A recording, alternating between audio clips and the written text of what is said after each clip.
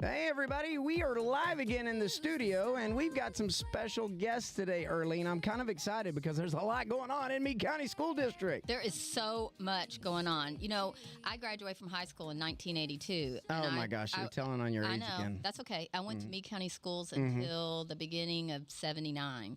And I'm telling you what, I was gone for 40 years before I came back, and I came back. I was like, "Are you kidding me?" I drove past. It was when I first came back. It was still called Brandenburg Primary. Yeah. I drove past it, and I remember I almost drove off the road because I was like, "What? I went to Central Elementary. What is this?" So anyway, I'm pretty excited. Our guests today are Dr. Martin. He's the superintendent of the Meade County Schools, and we have the assistant superintendent, Mark Adams, and we have the principal of Meade County High School, Garrett Frank, in the studios today. I'm excited to have you guys here today. Well, it's a pleasure, and thank you for the opportunity to highlight exciting work going on in Meade County Schools. And I brought two of my best teammates. Well, we know we're only a couple of weeks on the first day of school, so we are very appreciative of you guys taking the time out of your busy days to come hang out with us. So thank you so much. Absolutely. So the first question I asked behind the scenes before we started up is, what's our winning season look like? And, of course, the answer back from Mr. Frank was, we always plan to win, but you never know how you size up when you get on the football field. Is that right? That's right. You always plan to go 10-0 before the season, and then you find out what happens through the season and make adjustments along the way. But we're really excited about the upcoming football season. I am too. School. So the coach, new coach. New coach. I mean, not that the old coach was bad, but the new coach has got some, Army history. So I'm a little prejudiced, or not prejudiced. Partial. Partial. Partial. Yeah. Okay. I'm not prejudiced, but I'm excited. I'm excited to see what they do. Of course, a couple of the football kids go to my church, so I get excited hearing about practices and stuff like that. So, but I'm excited for this year's high school season. Yeah, I am too. I'm excited, looking forward to getting into the stands and just the whole atmosphere. I love that. I love the band. Absolutely. I love all the yelling and everything. Eddie and I even have our own little Meade County stadium seats with our names on them. You are fancy, Earlene. I am. That's pretty fancy. That way, does it say editor on the top of it too? No, but I can take care of that. We know some people. I know people. Yeah. Hey, Dr. Martin, I want to send a compliment out your way and to the staff and Mr. Adams. All the work that y'all are doing at the school district level. Y'all recently had a visit from schools all across the state, I believe from other states too, about the security system. And I know that's not the topic of discussion, but if you didn't read last week's newspaper or the week before, we covered a story on it. Y'all did a phenomenal job. Thank you. Well, kudos to our Board of Education for their investment and continue to elevate the culture of safety in our school district. Yes, we had legislators in our district last week. The Messenger, thank you for being there to cover that. Absolutely. It was wonderful. There's going to be some legislation brought back in 2026 about panic buttons and potential funding that would come to help school districts achieve those goals. Love it. So we had Representative Kevin Jackson here who sponsored a House bill last spring, and we've hosted, I would say, 250 to 300 educators from Indiana, Kentucky, Tennessee over the last 18 months, and we're just very pleased with our partnership with Centegix. Well, I understand that you guys are quite the example for other schools to follow, rightly so, as you should be. I was interested in looking a little bit back on the history of how, I guess you had went and watched an example of how it would be, and you thought, oh, that's pretty good, and then brought it back and introduced it to... Yeah, Mr. Frank and I had the opportunity to go to Fort Wayne, Indiana in October, September of 2023, just to confirm our research. And was fortunate that my good friend John Millay, our former superintendent who brought me to Meade County, he had lived this technology as a superintendent in South Florida and put it on our radar for us to research. So, and we're excited about some of the new safety things we're going to do next year. We're expanding our SROs. Well, I'm excited about it. We're ready. It didn't take you guys but a few months to implement it, to get it going. So you went in October of 23, and you guys had it installed by spring of 24? February 2024. Yeah, exactly. We're rolling. Spring so semester. That goes to show the customer service of Centegix. It's been a pleasure. Well, I'm impressed, and I know that I had several quotes from different legislators who are watching it and who are impressed with what we're doing with that. And so I just compliments, for getting that done, getting it busy. A lot of people talk about things, and then they're like, oh, yeah, we'll get to it. But you guys got to it. Yeah, you can't improve what you don't define. You can't improve what you don't measure. That's right. And you know if what it's is important enough to put on paper, you gotta go live it out. That's right. Exactly right. You know what is kind of neat is obviously one of my partners is Nancy Tate. So carrying water sometimes when she hears about this stuff locally too, I hear her talk about other legislation that's being proposed too. So you've got a fan in your corner all the time when she's bringing up these issues as well and carrying that water up to the state. But to see the other legislators coming in from afar because they want, it's nice.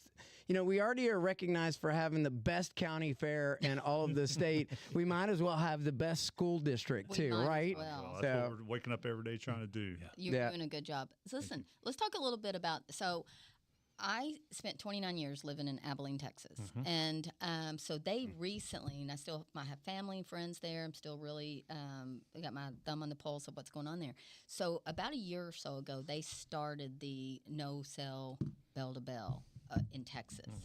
And so I have lots of friends there who are teachers, and they said immediately, almost immediately, there was a change in the environment of the school. And they said, people started paying attention, people started socializing, the behavior issues dropped down a whole lot. And they said it was like the first week that they implemented it. So this is going to be something new. And so I would like for any of you three to just toss it around, discuss it a little bit, explain how this is going to work for us. Yeah, here in a moment, I'm going to give it to Principal Garrett Frank. Okay. But, there's a lot to this, but at the trunk of it is cell phones are a distraction of teaching and learning in the classroom. Right. They are. Yeah. And our middle school has taken some steps with their policy, and our high school is already well positioned for this legislation. This is legislation that we support. I know Mr. Frank's going to tell us some more about how this will live out at the high school.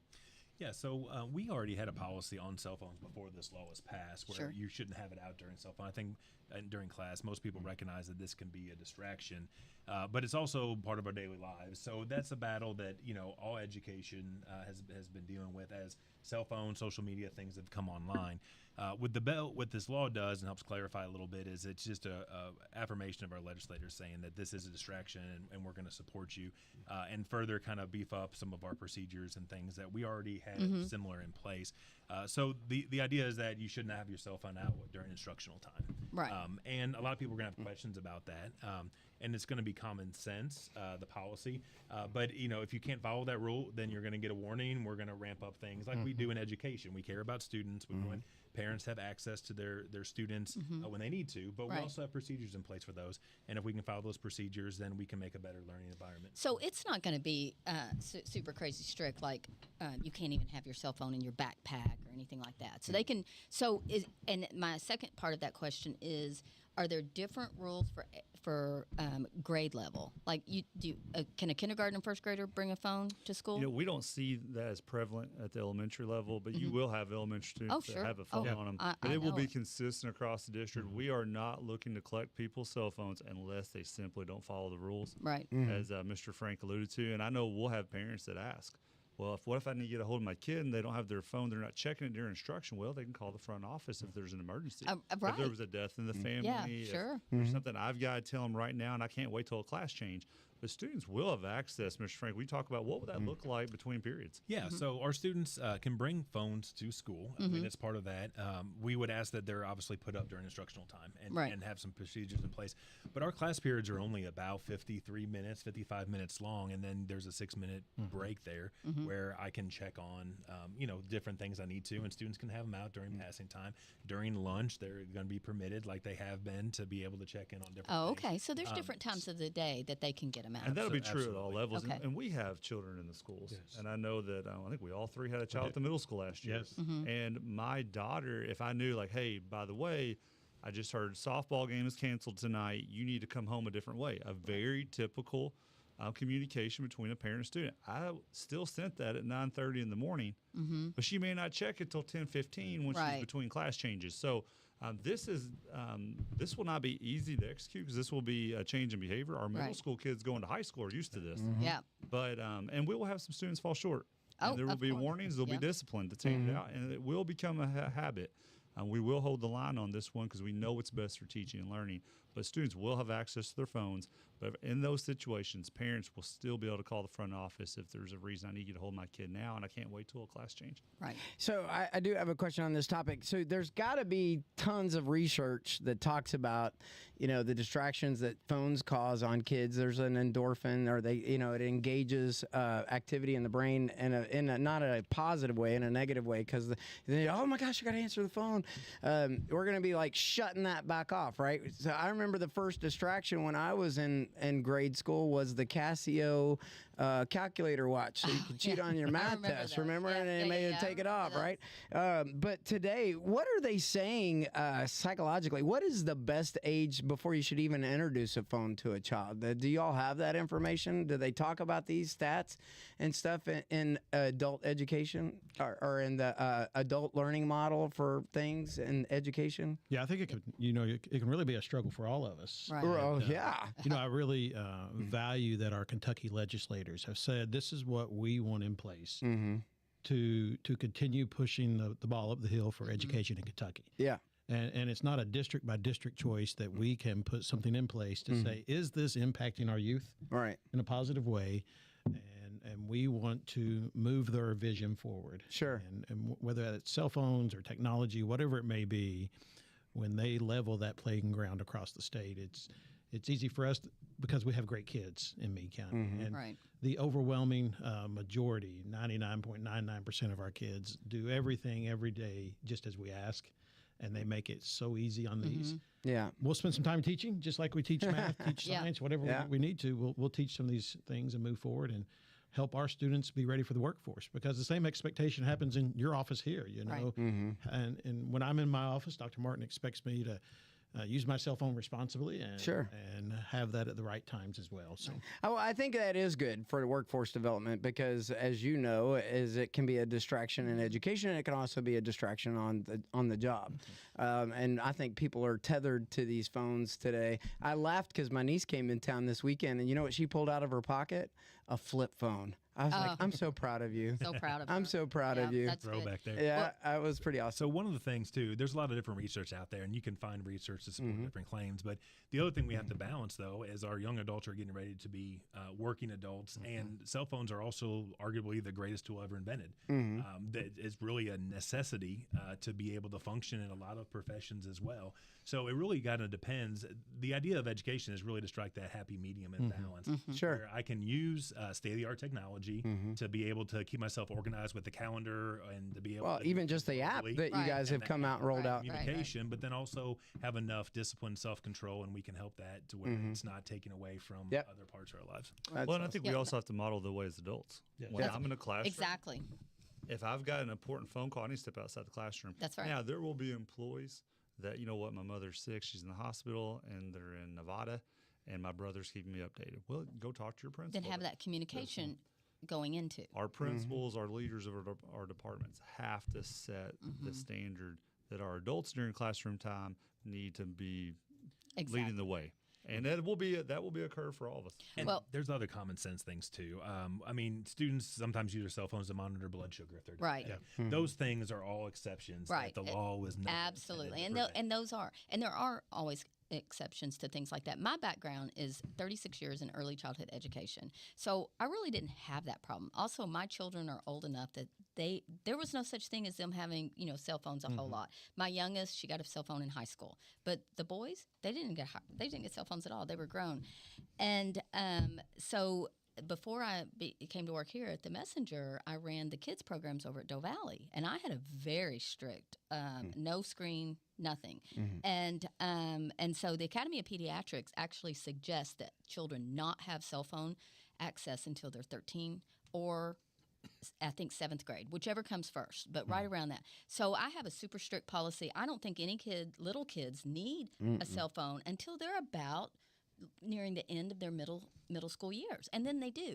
And then when in high school, I think the goal is to watch it less and less and less. We want to turn out adults, and so we cannot continue to micromanage everything they do. So maybe a little stricter when they're 9th grade, less strict 10th grade. by the time they're a senior in high school, we need to be preparing them for adult life and trusting them to self-discipline themselves, just like we are, like we were talking about at school and at work and things like that. I used to think about, back in the day, I actually had to read my watch and tell the big hand from the little hand. I know y'all still teach that in school, but I'm like, that was how I knew what time I had to be back, because if my dad or mom said, get your butt back home by blah, blah, blah, you were going to do it. That was the only communication, and you waited till you had physical interaction before you communicated again. So. Well, that brings up another point. So what is your thought on Apple Watches? Because they do a lot of outings at the day camp over at Del Valley. And so parents have started initiating the Apple Watch, because that way they can kind of track their kids and see them, and they can respond. So how do you guys feel about that? Is that going to be, because I know it said personal device. So yeah, Mr. Frank. So in our high school policy, we actually mentioned phones, but then also AirPods, Apple Watches, smart devices. But again, the idea here is it distracting to the learning environment? So if I have a watch on my wrist, and I happen to have an Apple Watch on today, and I'm checking the time, that is not distracting the learning environment. Right. A teacher is not going to tell me, take that off. That's a banned thing. But if I'm on it and it's a screen and glued to my watch, obviously that's become a distraction. Right. Or if you're like, hey, meet me. Yeah, I mean, that could be a problem. So it is in our policy at the high school and in accordance with the law, but it's the enforcement of it is, when does it cross the threshold as a distraction? Absolutely. And a phone you can put up, watch you would wear. So those things are different. So we're just going to take those by, again, a case by case when it's misused. I like that. I like that you guys are saying, there's exceptions to this. I appreciate that, because there's no such thing as two human beings that are exactly the same. So, when in the military, if you're a security clearance like myself, you go into a skiff, you actually have to take them all off. If it's Bluetooth of any kind or whatever, and you put it in the little safe, you take it and take the key out, and then you go in the room, you do your business, then you come back out and you get your stuff, and then you check it. It's essentially, you're saying the same thing, except that there's no restrictions on Bluetooth transmission. It's just, don't touch it. Right. Unless you're looking to check the time. Right. And again, as I'm grandparent age now, but I appreciate the fact that you guys are, the first thing you're saying to your students are, we're going to trust you. We're going to trust you to handle this. And then the way you've implemented, the way you've laid it out here for me, if I'm hearing this correctly, and please correct me if I'm wrong, is they're going to then choose whether or not they're going to lose their privilege. Like, they have the opportunity to keep their privileges and to operate it with some good common sense. And then if they don't, well, then it's on them. We're going to trust you until you give us a reason not to. I love that. And there will be students, just like adults, that fall short. And Absolutely. we'll have to have some teaching and learning, as Mark pointed out to. Two quick things. One thing that I want to give a shout out to Garrett Frank on, and he's done a good job rolling this out in his communication this month. But for our parents that are watching this, you're going to have an opportunity at our opening night for families come in, I believe August 4th, that Monday before school starts. Yes. Garrett's going to have a rotation in the auditorium talking about all things construction, back to school, cell phones. So if you're a family member that wants more information, wants to speak to someone in person, August 4th is going to be your opportunity before school starts. Second thing is that this is legislation we support. And we're very clear that Representative Nancy Tate, Senator Stephen Meredith, and I visit classrooms every fall, have since I've been superintendent. We had this conversation with them last fall that even if the legislators didn't take this step, we were. Right. We knew it was working at our middle school. We were getting good feedback from it, and we knew we needed to cascade that up vertically to our high school. Absolutely. So this is something we're in favor of. Yeah. So let's I think we've covered the cell phone thing, right? Everybody feel comfortable with that? Next thing I want to talk about is the new thing. It's a statewide policy about stopping the electronic communication between either staff or volunteers and students. Yeah. So I have some questions about that. But you guys, okay. So this is my number one question. There's a lot of 18-year-olds that are still seniors. How does that happen? So my understanding is the law really references school-age individuals. So those 18-year-olds are still in school, so they're of the school age.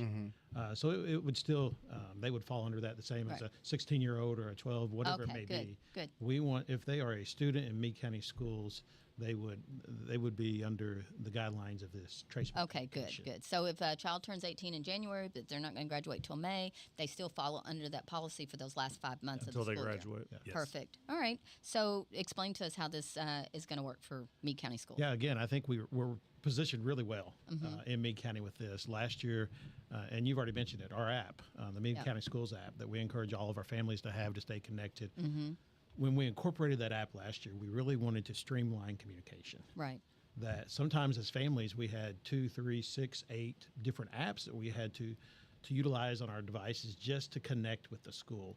And that was difficult of where do I find the information. So our board really wanted a single point of information, and that was the birth of the Meade County Schools app that implemented 12 months ago. Our teachers have done a fantastic job this year. Our coaches are on board with this as well. When I need to know something that involves my student in Meade County Schools, I have a single point of information now that I can go to. So that's kind of like the messenger. Yeah. Kind of like the messenger for local news and community activities. I had to throw that in. I'm sorry. It was absolutely staged. So we feel like we're positioned, just like with the cell phone piece. There's a few growing things that we'll work through, but we want our parents to know that their kids always safe in Meade County Schools. Right. And it's not to eliminate electronic communication, it's to position us in a manner that we can safely communicate with our students and our families, and just do that in a means that's traceable. That's the key word in this, that there's now traceable communication. I'm going to say what Earlene always says to me. She said, you can never over-communicate enough. Right. There's no such thing as too much communication. And don't tell me you've read the messenger without reading the messenger. It's a joke. So it's like when you talk about the app, y'all go to great lengths to communicate on that app. So don't tell me you use the app and then tell me you didn't know, right? Well, and let me just say, I was at the Chamber of Commerce luncheon where you guys rolled out, and I signed up that day. I don't even have a child in Meade County Schools, but I still look at it all the time because, I'm the editor of the newspaper, so I need to know what's going on. Y'all are doing a really good job, and I appreciate that. So you just explained it so well that day, and even sitting there, I downloaded it, and then I played with it for a little while, and it's very user-friendly. And so I do appreciate you guys doing that. So I know a lot of times some of the information, one of our writers actually does our community page, community calendar page, and she actually looks at some of that information and it makes it into the community calendar page, especially if it's a community wide. There's the niches like the baseball and the football and band and all that stuff, but a lot of that stuff makes it to the community. You'd be surprised that's almost a full page ad now. All of those events. So we want it to be useful, and just this week a brand new update came out. So as our families get back in the habit of checking that, I think they're going to find it even more user-friendly, easier to find those dates and information. Our tech team, led by Miss Ellen Hall, she was in a meeting on this morning of how do we make it better, and they're so responsive to that. Really appreciate what they're trying to do for our community. Well, I'm just going to toss out some of the comments that have been made about the SB 181. So just some of the random things. So someone said, well, does this mean that I can't even communicate with my stepchild? If I'm a teacher and I have a stepson and we only have him every other week, can I communicate with him? Or any other family member? It's Meade County. Yeah. There's a lot of multi-generational families that either they work or they teach or they volunteer or coach or whatever, and then they've got kids and grandkids in the schools. So someone had said that, and I'm going to tell you all of these, and then you can just answer them all at once. And then someone else said, well, how are they even going to keep up with this? Are they going to have to hire new people to keep up with it? Are they just going to run and check, my kid's file to make sure that I signed on it? How is this going to work? How are they going to implement that? And then probably the last one, they wanted to know, what if my son's coach or my daughter's coach text me and my child at the same time? Is that okay? So common sense tells me all of this is probably okay if you sign the paper. Yes.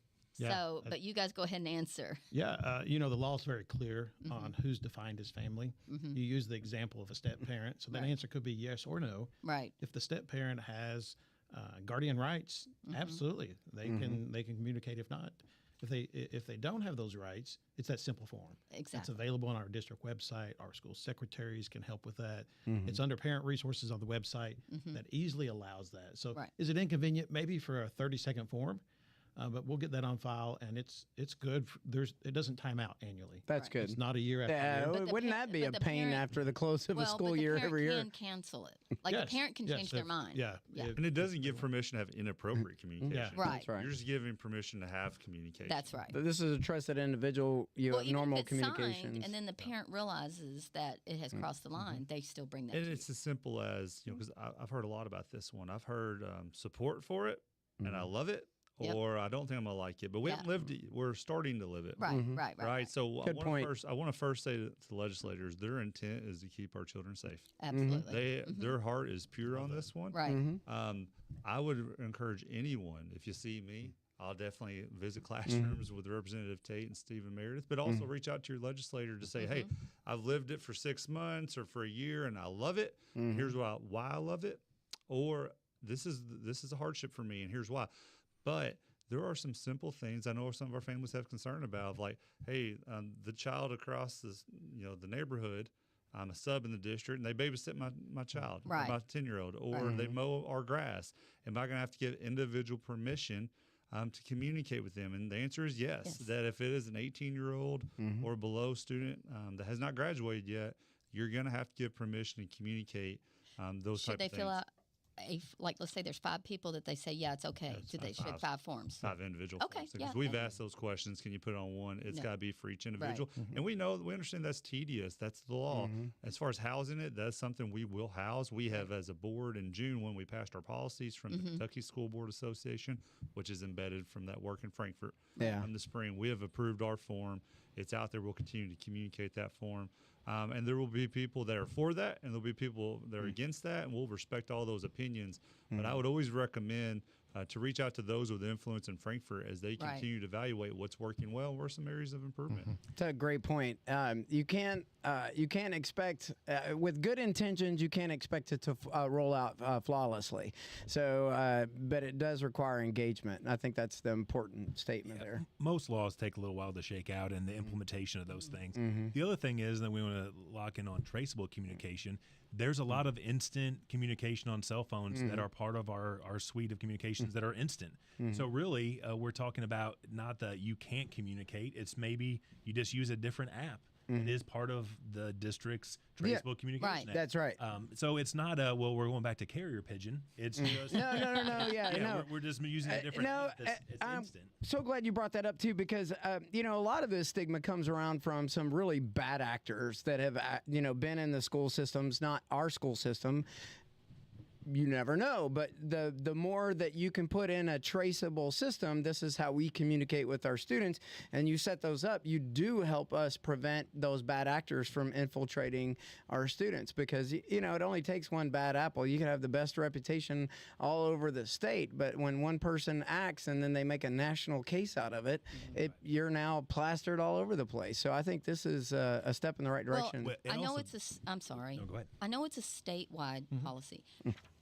But is there really a need for it here? Have you guys experienced a lot of that here, where it's going to safeguard some children here, perhaps? Well, I will say this. I think the traceable communication also takes a step in helping protect our employees. Yes. Because anyone can make an accusation. Yes. And as an employee, if I'm using traceable communication, which is now law, I can say, here is all the communications I've had with students, and it's easily to defend, where before iMessages are harder or different things aren't traceable. You're doing screenshots and investigations and all that other stuff. Communication might have been exactly the same either way, but now it's just on the traceable thing. So there are a lot of positive outcomes of this and protection for our employees and our students. So it goes both ways. So I'm going to ask one more quick question, because this is where I think we missed the mark.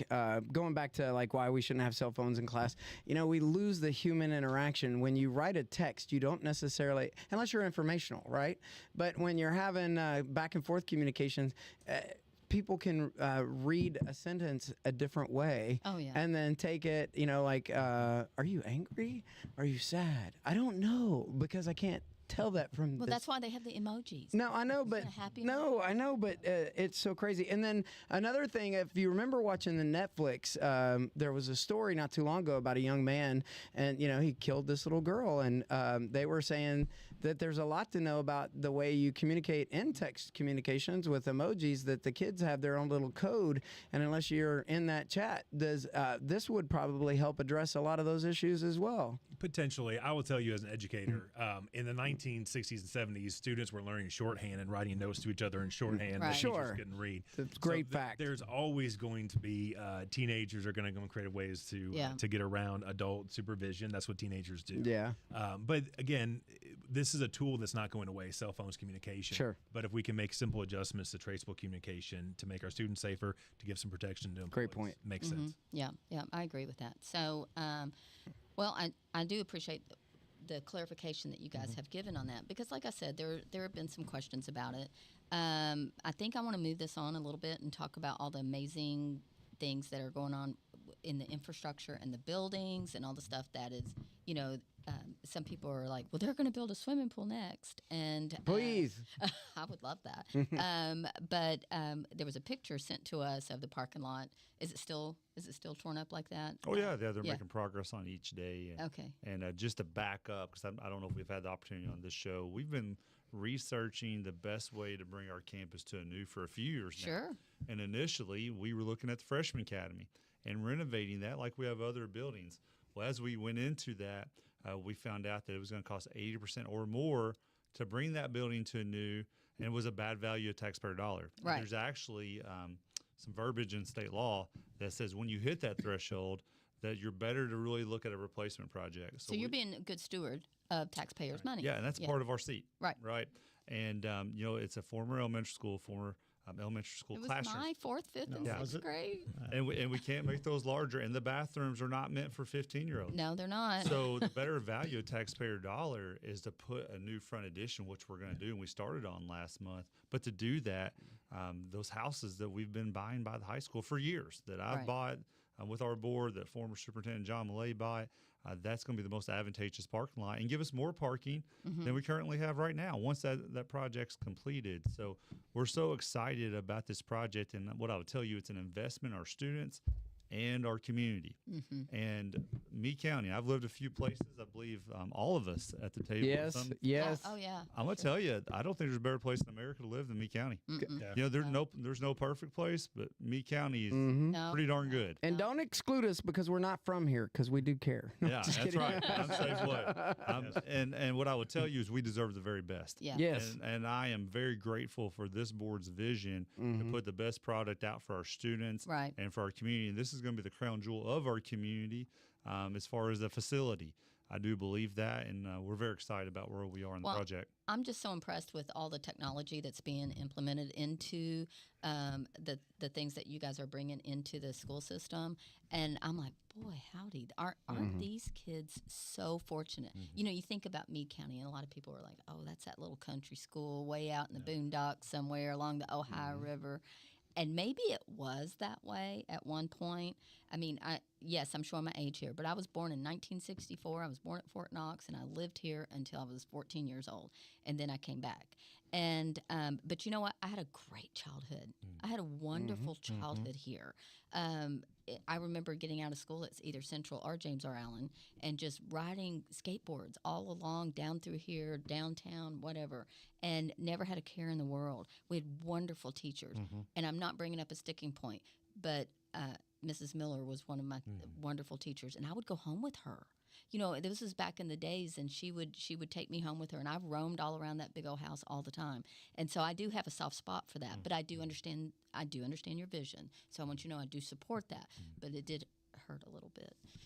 It did a little bit, but I moved on. But anyway, it was wonderful, and I love that now we have children that are growing up in the same environment, the same community, and even though things have progressed, and we're here on the cutting edge of safety and our education and all these other things, they still have all that small town stuff that I had back in the 70s, and so I'm very pleased with that, and I'm pleased to be able to receive these stories.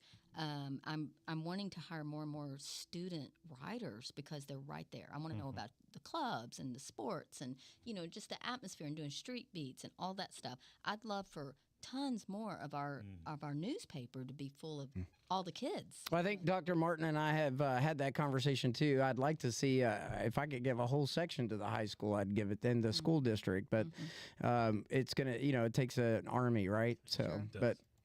Sure, yeah, I get it. And so anyway, we so I just wanted to let you know how much I appreciate this and how much I support this.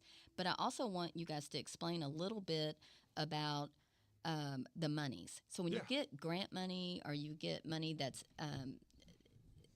set aside for a certain project, you have to spend that money on that, right? Yeah, you can't just go, oh, I know you gave me this money for a gym, but I'm going to use it, to plant a garden. Yeah, I'm going to try to explain it as simply as possible. Please do. So this is codified in Kentucky law.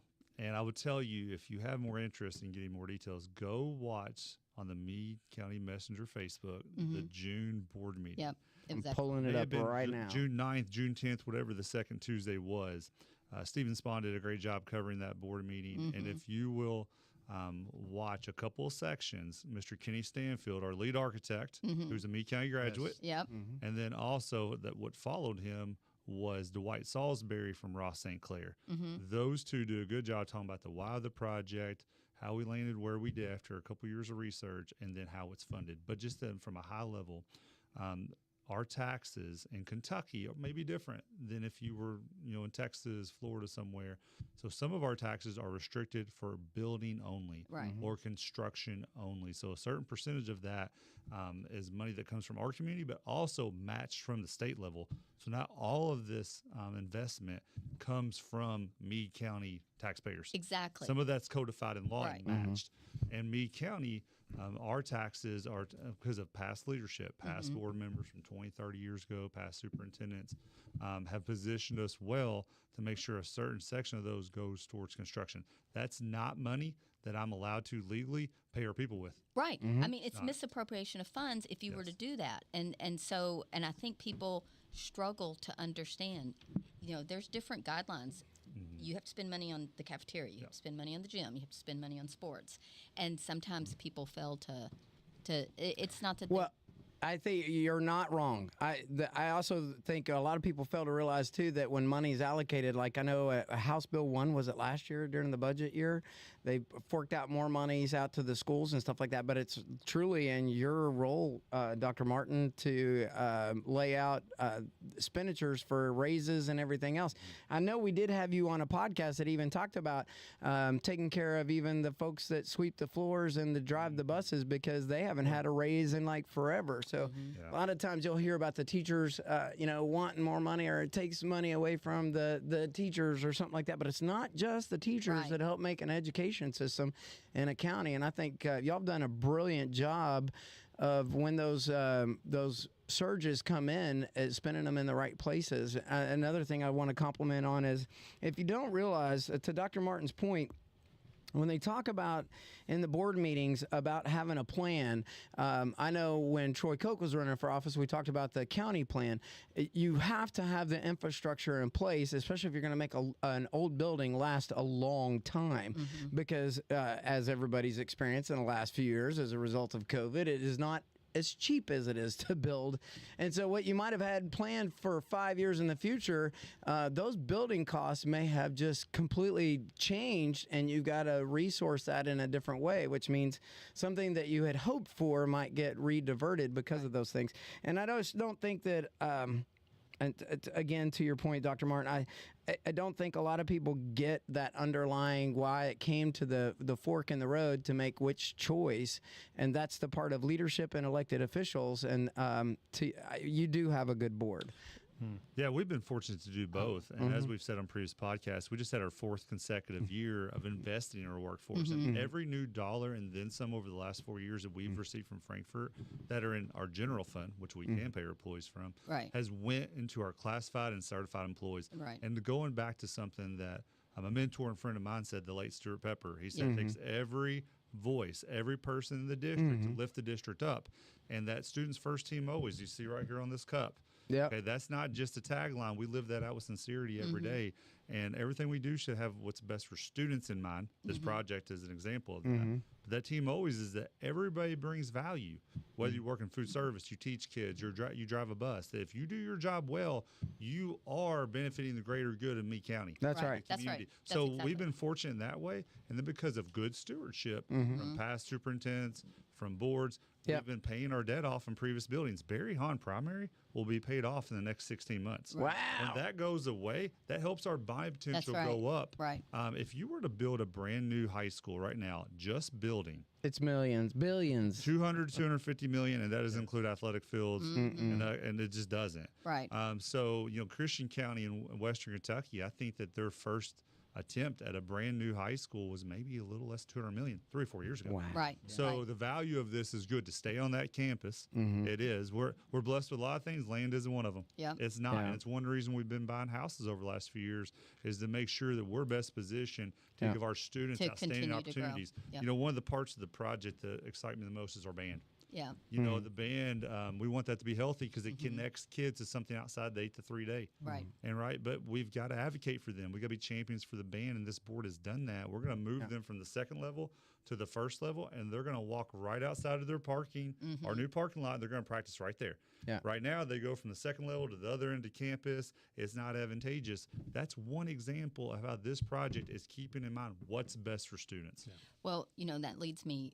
Everything you've just said just leads me to another thing. So I sat down, I was like, okay, I'm a regular parent. And I just Googled, Meade County, Kentucky School report card. And then, of course, this popped up. And so for me, I think there needs to be such a well-rounded atmosphere for children to thrive in. They need fine arts. They need sports. They need academics. They need people they can talk to. They need the nurses that are available. There are so many things that we need and that you guys are doing a great job about providing. So one of the things that has come up in conversation occasionally is the proficiency for reading and math. And some people are like, well, if they're only got, I've heard 30%, I've heard 40%. Today, it actually said 51% in reading and 46% proficiency in math. And so I know dozens and dozens and dozens of Meade County school students. And I'm telling you, I think they're brilliant. Yes. I think they're amazing. We have one that works in our office, and she is spectacular. And then, like I said, I've got 3 more that are working as reporters from us. I love what they bring to the table. I love the way they think. I love, the way their conflict resolution skills and all this kind of stuff. And a lot of that has to do with their families and how they're raised in their environment. But a lot of it they spend 8 hours a day with you guys and your teachers and your staffs. Yes. So explain to me a little bit. So I always think of things as a pie. You have so many slices in a pie. So in your pie, what is your slice for, say, sports and fine arts and band? Yeah. And I think it's funny that you said that because back in the late 70s and early 80s, I had to go upstairs for band when I had to go over there for anything. So. Well, and I'll let Mark speak to this a little bit too, where we were pre-pandemic, where we are now when it comes to some of the numbers we're talking about. And we do a good job updating our board, Ms. Hanger and Mr. Adams. We do not chase test scores. We chase the process for preparing all kids for quality life. And I love the word you use, and that's well-rounded. But we also, I believe, prioritize our vulnerable. Yeah. If I were to say, what does Meade County schools do better than the majority of school districts in Kentucky, Indiana, Ohio, is that we don't leave kids behind. That's right. Whether you have a disability, whether you come from poverty, that we are trying to prepare all kids for that opportunity, knowing, guess what? Not all kids are going to college. Right. Y'all probably remember 20 years ago when I first started, everybody's going to college. Well, that's not the way the world works. And what I think that Principal Frank, Mark Adams, his former high school principal, Jeanette Schmidt, and others on our team have done, and our former board and superintendent have understood that college career center, that career ready, that work ready, that ability to come out and be a contributor to society, I think we do that better than others. When it comes to proficiency, and Mark will take this in a moment, we are really getting back to where we were pre-pandemic. And I believe part of that is our board, our employees held on to the rope better than others. Yeah. We prioritized in-person school, especially for our younger students. When it came to being allowed to go, when we weren't under an executive order where we couldn't, ourselves, Oldham County was one of them too, we did a good job of sending our little ones 5 days a week or as often as we could. So yes, we did experience that little bit of dip with our MAP scores, but it wasn't as significant, and we've caught back up. Right. And what I would say to people that look at numbers, accountability from the state and national government is always changing. Yeah. So you can't say, well, back in 2007 we were this, and now we're better than we were. No. What the target was for proficiency, apprentice, distinguished could have been different. Right. And science is different than math. So I would caution people, even though we have gotten back on our data to where we were, and actually we've surpassed it in many areas, don't get caught up in those numbers. Get caught up in what you said, and that's that well-rounded student who has soft skills that can look someone in the eye and say, hey, yes, ma'am, yes, sir, and social skills. There's a lot more that goes into how am I doing in science and social studies. So, Mark, what would you add to that where we are today? So value what you said about our kids being brilliant. I think they are. I do too. And one of the things I think we're most proud of, Meade County High School, their transition readiness. So that means they graduate on Friday night.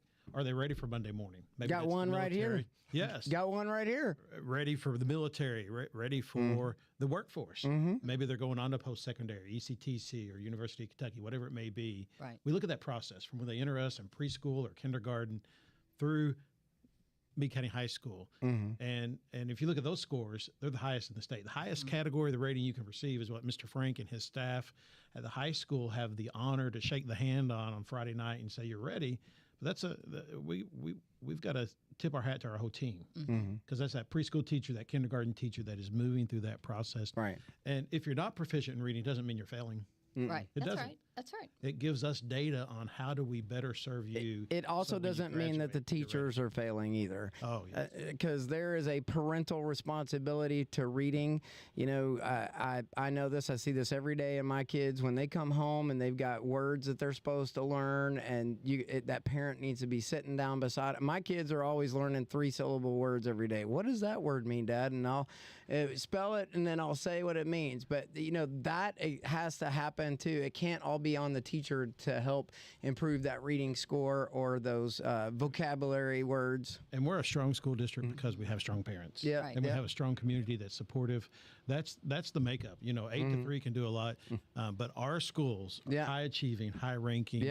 And desirable because of our community and our parents, and we tip our hats to them. Well, and let me just say too, and hats off to you and Vicki, but not every child comes from a household where that's even possible. No, so I got that. Last year, I wrote an editorial at the beginning of the school year, and I think the title of it was "When School Is More Than Just a School," and I'm going to run it again the first week of this year, because I bet I had 30 educators from the Meade County Schools stopped me and said, this should be required reading for every one of our teachers. And what I'll say compared to other school districts, in the last 2 years, last 2 cycles, they've left the accountability alone. Because usually it's been changing every 2 or 3 years. It's going to change again in 2026 from what we're being told.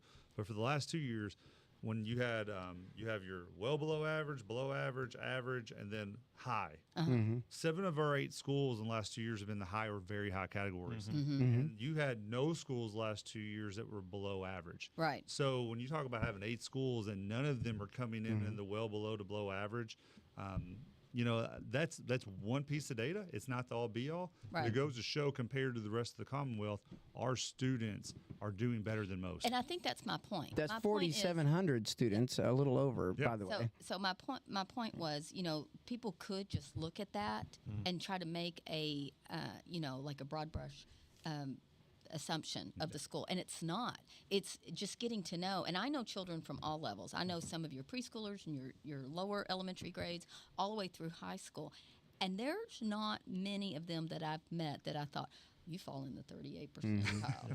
I just don't think that, and it's because of how they present themselves. And I'm a former special education teacher. I was an Owensboro elementary special ed teacher, and there are kids that are working hard that may, when they take a state assessment on one day, they may be a novice. Right. Or maybe they work really hard and get to apprentice, which is that level below proficient. Yep. But those kids can still have a quality life. But you know what? We may have to get them tethered to a pathway. And guess what? They may make $100,000 a year doing a trade and never living a quality life. And we have to never went in debt for it. You know what I mean? We have to find the way to teach a child in the way that the child learns. Yeah. Every child learns differently. Some you can just stand before them and talk, and they'll take it all in. They're audio learners. Yeah. Some are not, and you have to find the way to reach. And that's why I always ask people that if you want to know more, come visit our schools. Yeah. Come walk with us, come talk with us, and we'll show you all the things we're doing.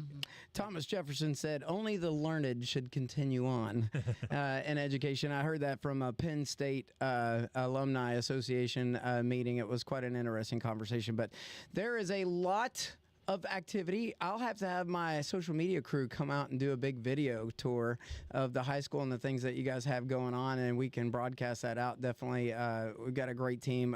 And again, I've got like Elijah that's here working right out of high school, and hopefully we can create some bridgeways this year again with the different programs and the co-op programs.